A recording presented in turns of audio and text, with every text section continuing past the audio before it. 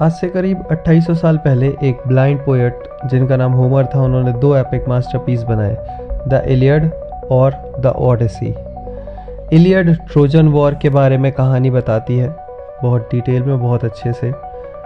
और ओडिसी कहानी है एक राजा की जिसका नाम है ओडिशियस। ये कहानी इलियड के ट्रोजन वॉर के आगे की कहानी है। ट्रोजन वॉर के बाद अब ओडियस अपने घर वापस लौटना चाहता था। वो ट्रोजन वॉर जीत चुका था, उसके साथ ही सब लौट चुके थे और अब वो भी अपनी वाइफ पेनेलोपे और अपने बेटे टेलेमैकस के पास जाना चाहता था। ओडियस की जो जर्नी है उसको 10 साल लगने वाले थे अपने घर पहुंचने में, जिसमें उसने और उसके क्रू मेंबर ने बहुत सारे अजीबोगरीब और भयंकर एक्सपीरियंसेस फेस करे। उसकी जर्नी में बहुत सारा एडवेंचर है, बहुत अच्छी कहानी है, एक लेजेंड है जो इस स्टोरी में हम एक्सप्लोर करेंगे।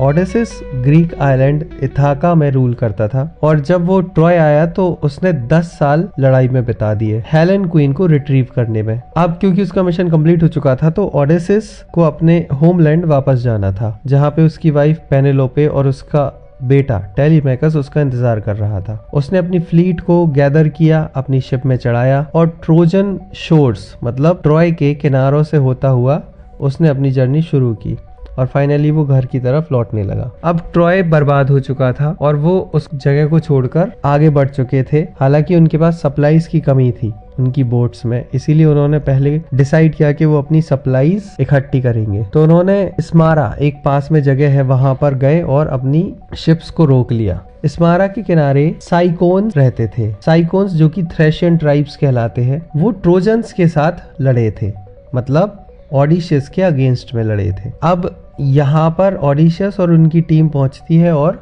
सप्लाईज की गैदरिंग शुरू कर देती है। हालांकि थ्रेशियन ट्राइब उन्हें देख लेती है और उन पर अटैक कर देती है। अटैक से बचते हुए वो साउथ की तरफ सेल कर जाते हैं, जबकि उन्हें जाना रहता है नॉर्थ की तरफ और उन्हें पता भी नहीं होता है कि वो कहाँ जा रहे हैं। इथाका नॉर्थ में होता है और वो साउथ में सेल कर जाते हैं।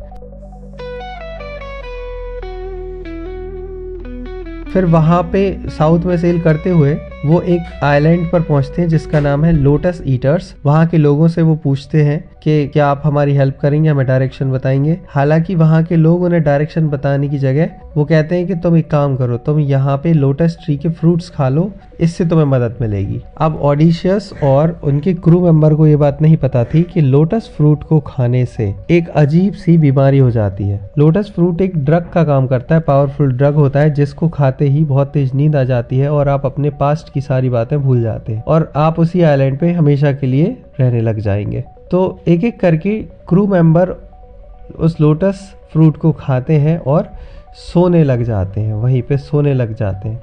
ओडिशियस को उसका सिनिस्टर नेचर समझ में आ जाता है फ्रूट का और वो उसको खाने से रुक जाता है और वो अपने सोते हुए कंपेनियंस को उठाता है, अपनी शिप में रखता है और वहां से जल्दी वापस भागना शुरू कर देता है। अब ओडिशियस लोटस ईटर्स आइलैंड से भी निकल के आगे बढ़ता है, अपनी फ्लीट को लेकर और आगे जाता है। हालांकि हम जानते ही हैं कि उसे सप्लाई की कमी है और वो एक आइलैंड पर रुकता है। उस आइलैंड का नाम है साइक्लोप्स।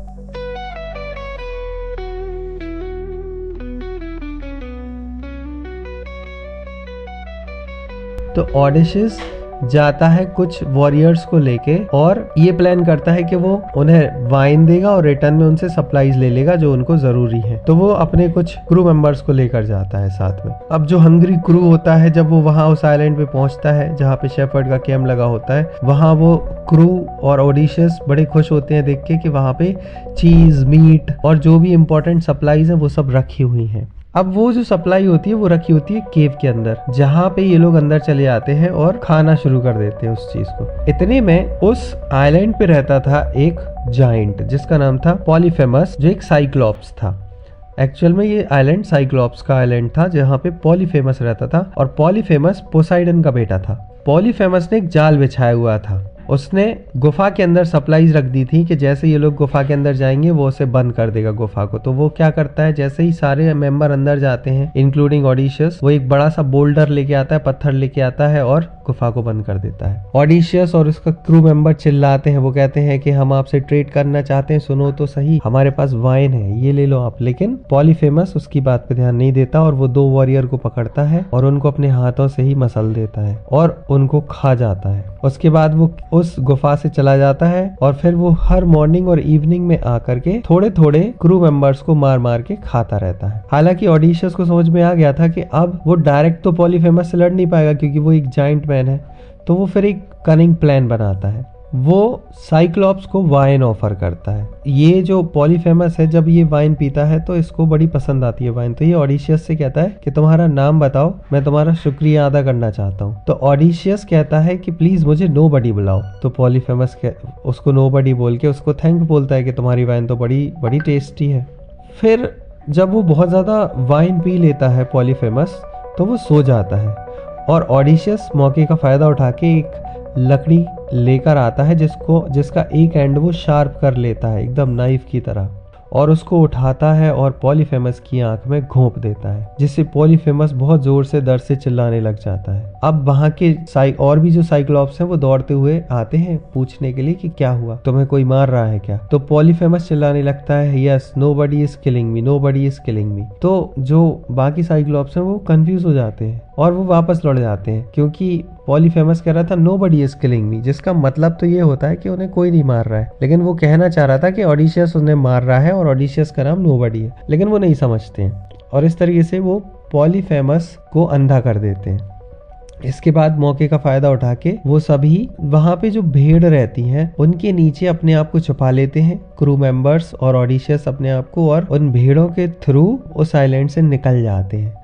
उसके बाद वो जैसे ही अपनी नाव पे वापस पहुंचते हैं तो पॉलीफेमस बड़े बड़े पत्थर फेंकने लगता है पानी में। हालांकि वो निशाना तो नहीं लगा पाता सही से, लेकिन वो मारने की कोशिश करता है। इतने में ऑडिशियस ईगो में भर के एक बहुत बड़ी गलती कर देता है। ऑडिशियस कहता है कि तुमने हम लोगों को मारने की कोशिश की, तुम्हें पता नहीं है तुम्हारा पाला किससे पड़ा है। वो ऑडिशियस है जो कि ट्रोजन वॉर का हीरो रह चुका है। अब पॉलीफेमस को उसका नाम एक्चुअल नेम पता चल गया और उसने डिसाइड किया कि वो पोसाइडन, उसके पिता जो कि जल के देवता होते हैं, सी के देवता होते हैं, उनको इस सारी बात बताएगा कि कैसे उसे अंधा कर दिया ऑडिशियस ने। और पोसाइडन अब ऑडिशियस को श्राप देने वाले हैं जिससे ऑडिशियस खो जाएगा कई सालों के लिए और वो अपने घर वापस नहीं जा पाएगा। तो एक गलती कौन सी, सही नाम बताने वाली ऑडिशियस ने यहाँ पर कर दी है। तो पोसाइडन रिवेंज में अपने बच्चे को ब्लाइंड हो जाने के रिवेंज में ऑडिशियस को कर्स करता है कि वो जहाँ भी जा रहे हैं वो वहाँ ना पहुँच पाए और बस सी में भटकते रहें 10 सालों के लिए। हालांकि अभी ऑडिशियस को ये नहीं पता कि उसको श्राप मिल चुका है पोसाइडन से और वो लगातार जो है अपनी जर्नी जारी रखे हुए है। अब ऑडिशियस और उसका क्रू एक फ्लोटिंग आइलैंड में पहुंचता है जिस आइलैंड का नाम है एलिया। एलिया में एक राजा रहता है, किंग एलियस, जो उस आइलैंड पर रूल करता है। ऑडिशियस एक गिफ्ट लेकर आता है जो एलियस को देता है और इन रिटर्न ऑडिशियस को एक बहुत अच्छा गिफ्ट देता है। वो उसे एक लेदर बैग देता है जिसमें विंड्स की पावर कैप्चर्ड रहती जो, और ऑडिशियस से कहता है कि अगर तुम सही से इसका इस्तेमाल करोगे तो तुम इस लेदर बैग का इस्तेमाल करके बहुत ही अच्छे से इन हवाओं का इस्तेमाल करके अपनी बोट की हेल्प से जल्दी से जल्दी घर पहुंच पाओगे। ये सुन के ऑडिशियस बहुत खुश होता है और उसको शुक्रिया अदा करता है और फिर वो अपनी सेलिंग फिर से शुरुआत करता है और ऑडिशियस विंड का इस्तेमाल करके इथाका की तरफ निकल जाता है। हालांकि जब वो रास्ते से जा रहा होता है तो उसका क्रू मेंबर ये बिलीव करता है, ये सोचता है कि यार ऑलियस ने जो लेदर का बैग दिया है उसमें गोल्ड हो सकता है, सिल्वर हो सकता है, क्यों ना हम इसको निकाल लें। और वो उस विंड के पैकेट को खोल देते हैं जिससे सारी विंड एक साथ लेदर बैग से बाहर निकल जाती है, जिससे वहां तूफान आ जाता है। ऑडिशियस और उसके क्रू मेंबर्स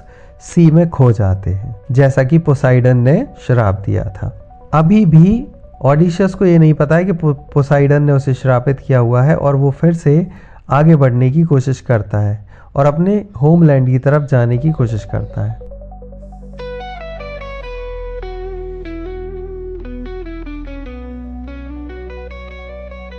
अब इथाका ना पहुंच के वो पहुंचता है एक और आइलैंड जिसका नाम है लेस्ट्रिगोनिया। ऑडिशियस 3 स्काउट्स को इस टाउन में भेजता है और कहता है पता लगाओ कि वहाँ के लोग क्या कर रहे हैं, कैसे हैं। तो उन्हें पता चलता है कि वहाँ पे लेस्ट्रिगोनियंस रहते हैं जो बहुत बड़े बड़े जाइंट्स हैं और जिन्हें खून पीने की आदत रहती है। और ऑडिशियस की शिप पे वो अटैक कर देते हैं। पहले तो उन तीनों को मार देते हैं जो 3 स्काउट्स ऑडिशियस ने भेजे थे, और उसके बाद वो बड़े बड़े पत्थरों से, जाइंट बोल्डर्स से ऑडिशियस की शिप पे अटैक कर देते हैं। और उसके बाद लगभग सारी शिप्स ऑडिशियस की डिस्ट्रॉय हो जाती हैं, एक को छोड़ करके।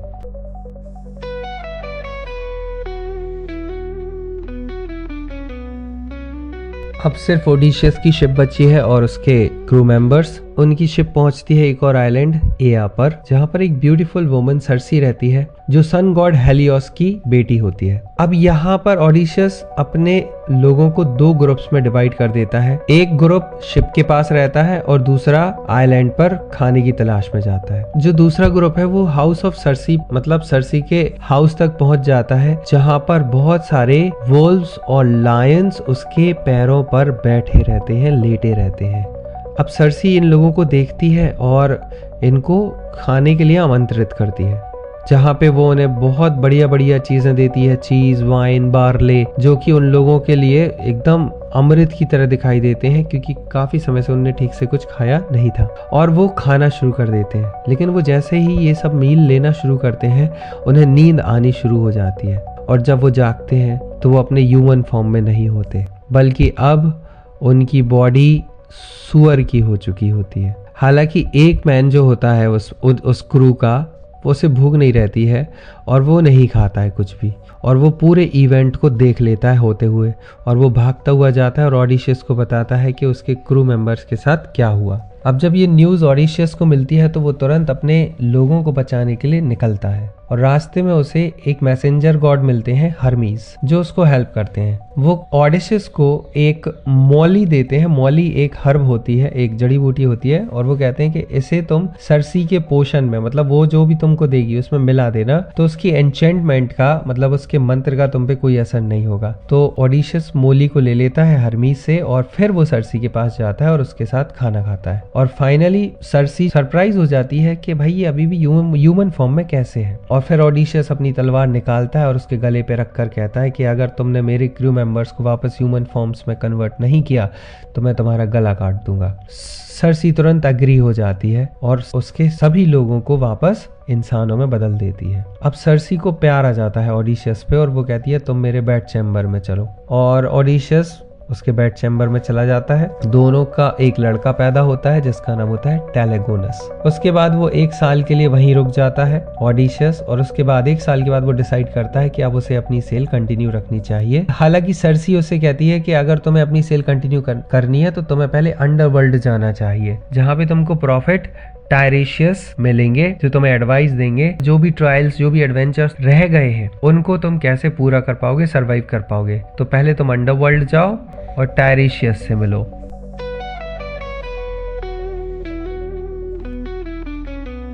सर्सी की एडवाइस को फॉलो करते हुए ऑडिशियस ट्रेवल करता है west to the edge of the world. Underworld कहाँ था? वर्ल्ड की एज में वेस्ट की तरफ, जहाँ पे एक एंट्रेंस था अंडरवर्ल्ड का। वहां पे ऑडिशियस ने कुछ रिचुअल सैक्रिफाइसेस परफॉर्म किए और समन किया स्पिरिट ऑफ द डेड को, और फिर वहीं पर ब्लाइंड प्रॉफिट टायरेशियस अपीयर हुआ, और उसने वार्न किया ऑडिशियस को कि बहुत जल्दी उसके जो लोग हैं वो द सन गॉड हेलियस के आइलैंड पर पहुंचेंगे, जहां पर उन्हें अपने आप को रोकना होगा सन गॉड हेलियस के कैटल्स को खाने से। मतलब उनके जो भी पालतू जानवर हैं सन गॉड हेलियस के, उनके जानवरों को खाने से उन्हें रोकना होगा। अगर उन्होंने वो खा लिए तो बहुत बड़ी समस्या आ जाएगी, द डेथ वुड फॉलो, मतलब फिर तुम्हें और तुम्हारे लोगों को कोई नहीं बचा पाएगा। प्रॉफिट को थैंक करते हुए ऑडिशियस ने जल्दी से शिप को सेल करा, और उसने डिसाइड किया कि वो भी जाएगा और सन गॉड के आइलैंड में पहुंचेगा।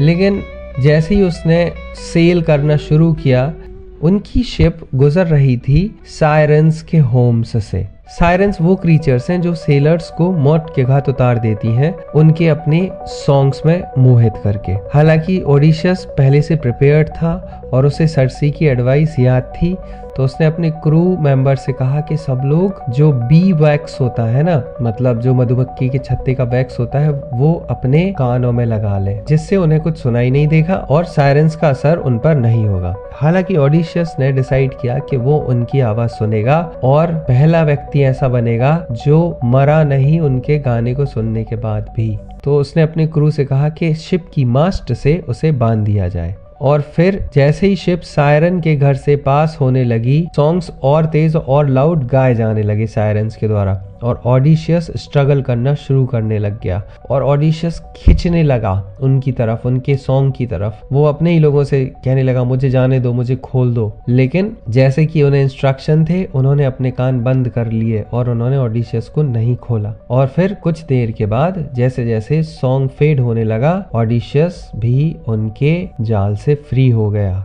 और पहला ऐसा व्यक्ति बना जो उनके कॉल्स को सुनने के बाद भी जिंदा रह गया। अब क्योंकि सायरन्स अपने काम में फेल हो गए, तो ऐसा कहा जाता है कि अगर वो अपने काम में फेल हो जाती हैं तो वो अपनी ही जान ले लेती हैं, इसीलिए सायरन्स ने अपनी जान ले ली।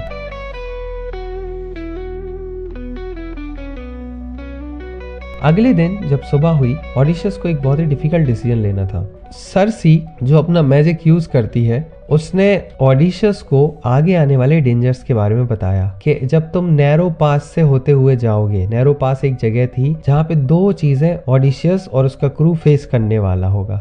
नैरो पास के एक तरफ 6 सर वाला सी मॉन्स्टर था जिसका नाम था सकायला, और दूसरी तरफ था कैरब्डिस जो एक वर्लफूल था जिसके अंदर कोई भी शिप अगर आ जाए तो कोई भी नहीं बच पाएगा। तो सर्सी की एडवाइस के हिसाब से ऑडिशियस सकायला की तरफ अपना रुख करता है, जहां पर एक 6 सर वाला मॉन्स्टर सकायला मौजूद है। ऑब्वियस सी बात है, अगर वहां से गुजरना है तो कुछ प्राइस तो पे करनी पड़ेगी, और इसलिए अपने हैवी हार्ट के साथ वो अपने लोगों के साथ सकायला से गुजरता है, जहां पे सकायला वेट कर रहा होता है लोगों का। और जैसे ही शिप वहां से पास होती है तो 6 हेडेड मॉन्स्टर अपना सर नीचे करता है और उनमें से 6 सेलर्स को अपने मुंह में दबा के उठा लेता है और उन्हें खा जाता है। बाकी के कंपेनियंस और ऑडिशियस के पास इतना समय नहीं था कि वो अपने बाकी सिपाहियों के लिए मौन कर सकें, और वो जल्द से जल्द वहां से आगे भाग जाते हैं।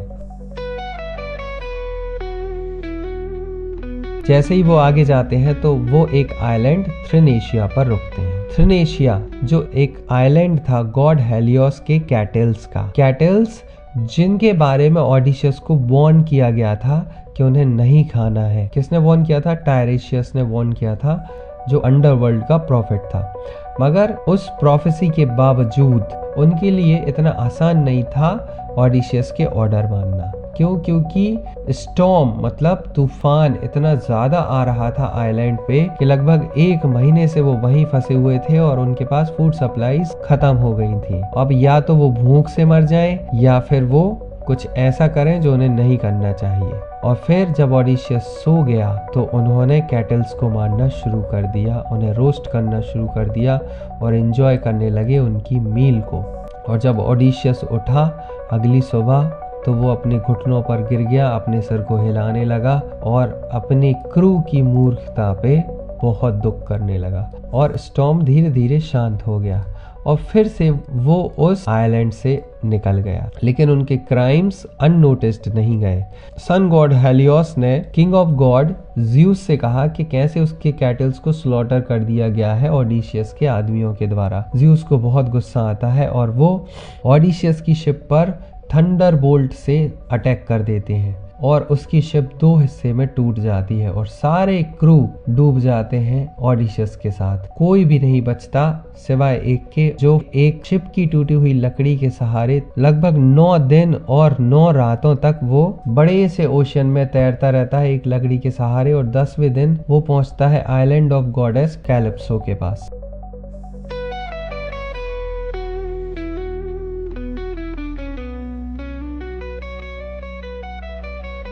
कैलिप्सो जो कि डॉटर थी टाइटन एटलस की, वो ऑडिशियस को बचाती है और उसके प्यार में पड़ जाती है और वो उससे कहती है कि क्या तुम मेरे साथ शादी करोगे और इस आइलैंड पे मेरे साथ हमेशा रहोगे और क्या मेरे साथ अपनी पूरी जिंदगी बिताओगे। और बदले में वो उसे ऑफर देती है कि वो उसे इमॉर्टल कर देगी। लेकिन ऑडिशियस को अपनी वाइफ पेनेलोपे और अपने बेटे टेलीमैकस से मिलने का इंतजार, और वो उसके ऑफर को रिजेक्ट कर देता है और इंसिस्ट करता है कि उसे जाना है अपनी वाइफ के पास। हालांकि कैलिप्सो को ऑडिशियस के रिजेक्शन से इंसल्ट फील होती है और वो ऑडिशियस को कैप्टिव बना लेती है, बंदी बना लेती है आइलैंड पे अगले 7 सालों के लिए। ऑडिशियस हर रात उस आइलैंड के किनारे पर बैठा रहता है, रोता रहता है और अपनी वाइफ और अपने बेटे को याद करता रहता है। हालांकि माउंट ओलंपस में जो देवी अथीना है वो ऑडिशियस को बहुत सपोर्ट करती हैं। जब ट्रोजन वॉर हुई थी तब भी उन्होंने ऑडिशियस को बहुत सपोर्ट किया था। उनके दिल में बहुत दुख होता है ऑडिशियस की इस हालत को देखकर, और फिर एक दिन फाइनली वो डिसाइड करती हैं कि अब वो ऑडिशियस को ऐसे और नहीं देख सकती, और वो ज़्यूस के पास जाती हैं और उनसे रिक्वेस्ट करती हैं कि प्लीज़ अब ऑडिशियस को अपने घर वापस चले जाने दो। और फाइनली फिर वो ज़्यूस को मना लेती हैं और ज़्यूस कैलिप्सो को ऑर्डर करते हैं कि अब तुम ऑडिशियस को फ्री छोड़ दो।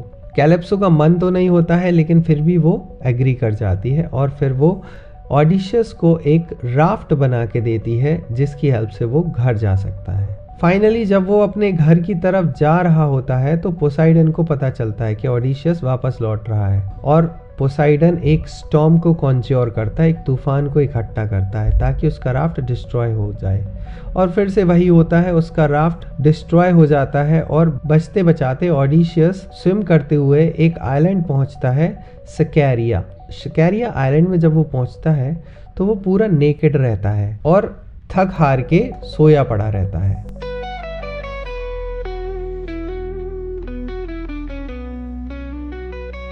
सिकेरिया के आइलैंड में फाइशियंस रूल करते हैं, जहाँ पे राजा एल्केनस और क्वीन एरीट रहते हैं। एक दिन बाद राजा की बेटी नौसिका समुद्र की तरफ जाती है अपनी दासियों के साथ कपड़े धोने के लिए, और वो देखती है वहां पे ऑडिशियस खड़ा है नेकेड, बिना किसी कपड़ों के, जिससे जितनी भी मेड्स होती हैं एक नेकेड मैन को देखकर वहां से भाग जाती हैं चिल्लाते हुए। लेकिन नौसिका वो बहुत करेजियस लड़की होती है और वो वहीं खड़ी रह जाती है और ऑडिशियस को कुछ कपड़े देती है। नौसिका उसको अपने पैलेस लेके जाती है और अपने पेरेंट्स से इंट्रोड्यूस कराती है। उसके बाद राजा और रानी उस स्ट्रेंजर को अपने साथ खाना खाने के लिए इनवाइट करते हैं। अब जब ये खाना चल रहा होता है तो वहाँ एक गैदरिंग ही चल रही होती है जिसमें एक फेमस पोएट रहता है डेमोडोकस, और वो अपने सॉन्ग्स के लिए बहुत फेमस होता है। स्पेशली वो सॉन्ग्स गाता है गॉड्स के, उसके सॉन्ग्स इंस्पायर होते हैं गॉड्स से। अब जैसे जैसे नाइट आगे बढ़ती है, डाइनिंग चल रही होती है, गाने सुना रहा होता है डेमोडोकस, अचानक से वो ट्रॉय की स्टोरी छेड़ देता है और उसमें ऑडिशियस की कहानी सुनाना शुरू कर देता है, उसकी ब्रेवरी की, कैसे उसने ट्रोजन हॉर्स बनाया और ट्रॉय शहर में घुस के ट्रॉय शहर को हराया, कैसे दीवारें तोड़ी, और बहुत अच्छे से पूरा ऑडिशियस की पूरी ब्रेव स्टोरी सुनाता है। और किसी को भी पता नहीं रहता है कि वहाँ पे ऑडिशियस खुद मौजूद है। ऑडिशियस जब अपनी कहानी सुनता है डेमोडोकस के द्वारा तो उसकी आंखों में आंसू आ जाते हैं और वो बहुत ज़ोर ज़ोर से रोने लग जाता है। राजा ऑडिशियस की सिसकियाँ सुनकर ऑडिशियस के पास जाता है और पूछता है कि कौन हो तुम। फिर ऑडिशियस अपनी ट्रू आइडेंटिटी बताता है। वो बताता है कि मैं ही हूँ ऑडिशियस, ट्रोजन वॉर का वो फेमस हीरो जिसके बारे में अभी सॉन्ग सुनाया जा रहा था। ऑडिशियस एक्सप्लेन करता है कि कैसे वो कई सालों से समुद्र में भटक रहा है इधर उधर, और वो चाहता है कि वो अपने घर वापस पहुंच जाए। उसने सब बताया कैसे ट्रेजेडी रही उसकी अभी तक की घर न जाने की। स्टोरी सुनने के बाद राजा, रानी और उनकी बेटी बहुत ज्यादा शॉक हो गए सुन के, और उन्होंने फैसला किया कि अब वो ऑडिशियस को उनके घर भेजने में मदद करेंगे। और अगली ही मॉर्निंग जब ऑडिशियस उठता है तो वो देखता है कि एक शिप किनारे पर लगा दी गई है उसके लिए, जिसमें बहुत सारा गोल्ड और सिल्वर भर दिया गया है ताकि वो सेफली अपने घर वापस लौट सके। ऑडिशियस शुक्रगुजार होता है किंग का, क्वीन का, और अब वो फाइनली अपने घर की तरफ बढ़ने के लिए तैयार होता है।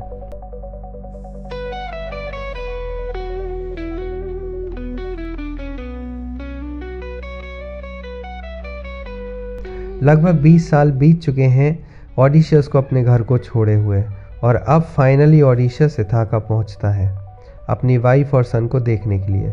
लेकिन एथीना जो जानती है कि उसके घर में अभी क्या चल रहा है, वो ओडिशियस को वार्न करती है कि भाई आपके पैलेस में कुछ डेंजर्स हैं जो आपका वेट कर रहे हैं, इसीलिए आपको अपने आप को ओल्ड बैगर में बदल लेना चाहिए। तो ओडिशियस अपने आप को एक भिखारी, पुराने भिखारी, बूढ़े भिखारी में बदल लेता है। एथीना इस बात का ध्यान रखती है कि जब वो अपने घर वापस जाए तो वो डिस्गाइज में रहे। डिस्गाइज मतलब छुपा हुआ रहे अपनी वाइफ से, पेनेलोपे से, क्योंकि अब लगभग 20 साल हो चुके हैं और सब ये एक्सपेक्ट कर रहे हैं कि पेनेलोपे फिर से शादी कर ले। और बहुत सारे सूटर्स इथाका पहुंच चुके हैं उससे शादी करने के लिए, उसे जीतने के लिए, और लगभग 100 से भी ज़्यादा लोग ओडिशियस के पैलेस में बैठे हुए हैं जो उसका खाना खा रहे हैं, उसके कपड़े पहन रहे हैं। हालांकि पेनेलोपे अपने हस्बैंड को लेकर फेथफुल है। उसने कभी अपना होप नहीं छोड़ा कि उसके हस्बैंड नहीं आएंगे और उसने एक बहुत ही शातिर प्लान बनाया शादी को रोकने का।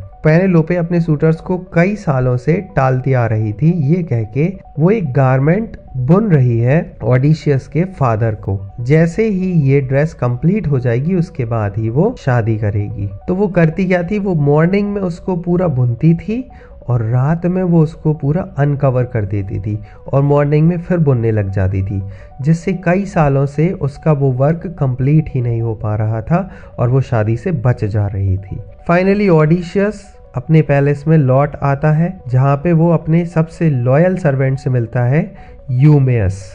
यूमेयस जैसे ही देखता है ओडिशियस को तो वो बहुत खुश होता है और उसे फूड और वाइन ऑफर करता है और वो कहता है कि मैं आपकी हेल्प करूँगा घर वापसी में। और फाइनली यूमेयस के घर में ओडिशियस रुक जाता है।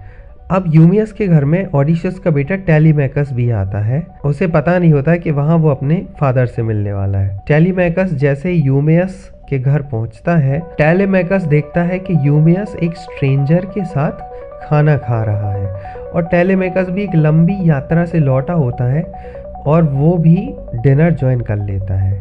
लेकिन यूमेयस, जिसे पता है उस बूढ़े बेकारी की ट्रू आइडेंटिटी, वो डिसाइड करता है कि अब बेटे और बाप को मिलने का सही समय आ गया है और वो कुछ देर के लिए बाहर चला जाता है। अब क्योंकि यूमेयस बाहर चला गया है तो अथेना धीरे से अपना मैजिक यूज़ करती हैं और ओल्ड बैगर को वापस ओडिशियस बना देती है। टेलीमैकस जैसे ही देखता है कि उसके सामने उसका बाप बैठा है, वो रोने लग जाता है और उसे गले लगा लेता है और उसके पैरों पर गिर जाता है। उसके बाद वापस जैसे ही टेलीमैकस से वो मिल लेते हैं, उसके बाद वो वापस अपनी डिस्गाइज में आ जाते हैं और वो कहते हैं कि अभी पेनेलोपे को ये सब कुछ मत बताना, क्योंकि अभी हमको सबसे पहले इथाका को सिक्योर करना है। अगले दिन ओडिशियस की वाइफ पेनेलोपे एक कंपटीशन अरेंज करती है जिसमें वो कहती है कि जो भी एक एरो को 12 एक्स हेड के थ्रू पास करा देगा वही उसका रियल सूटर होगा शादी करने के लिए। हर कोई ट्राई करता है लेकिन कोई भी एक एरो से 12 एक्स हेड क्रॉस नहीं कर पाता और फाइनली फिर वहां पर ग्रेट ओडिशियस आता है। लेकिन उसको देख के सब लोग बहुत हंसते हैं कि ये बूढ़ा बेकारी क्या चलाएगा धनुष बाण, ठीक है। लेकिन वो जैसे ही अपना बो उठाता है तो वो एक शॉट में एक एरो से पूरे 12 के 12 एक्स हेड्स को भेद देता है और फिर वो लगातार एरोज हैं वो अपने बो से चलाता रहता है और उसके आसपास के जितने भी लोग हैं वो सबको मार डालता है। देखते ही देखते वहाँ पे टेलीमैकस आ जाता है, यूमेयस आ जाता है, वो सभी मिलके वहाँ के जितने भी शूटर्स आए हुए रहते हैं एक एक करके सबको मार देते हैं। और एक समय आता है जब वहाँ पे सिर्फ और सिर्फ डेड बॉडीज पड़ी रहती हैं और ओडिशियस उन डेड बॉडीज के ऊपर खड़ा रहता है और फिर पेनेलोपे को पता चल जाता है उसकी ट्रू आइडेंटिटी और वो उसे अपने गले से लगा लेती है।